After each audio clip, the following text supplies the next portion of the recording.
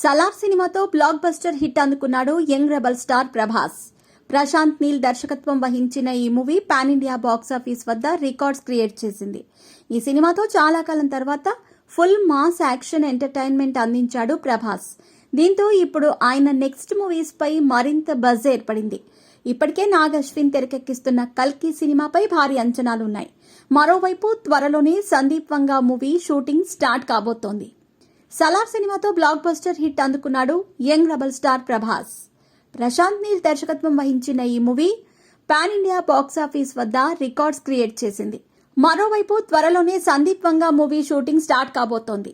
ఇక ఇప్పుడు అందరి చూపు డైరెక్టర్ మారుతి సినిమాపైనే పడింది.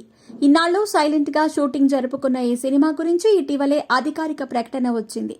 వీరిద్దరి కాంబోలో రాబోతున్న ప్రాజెక్ట్ టైటిల్ రాజాసాబ్ అంటూ క్లారిటీ ఇచ్చేశారు మేకర్స్. సంక్రాంతి కానుకగా సినిమా టైటిల్ తో పాటు ఫస్ట్ లుక్ రిలీజ్ చేశారు.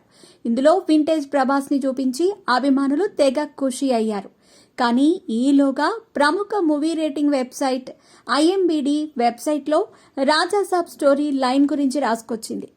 ఆ లైన్తో అందరినీ ఒక్కసారిగా షాక్ అయ్యేలా చేసింది.